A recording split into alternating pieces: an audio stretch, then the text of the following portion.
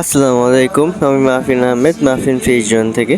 তো দেখতে পাচ্ছেন আজকে মিথাইন ব্লু দিচ্ছি আমার হাউসগুলোর মধ্যে। তো দুইটা হাউসের মধ্যে দিচ্ছি, দেখতে পাচ্ছেন আপনারা।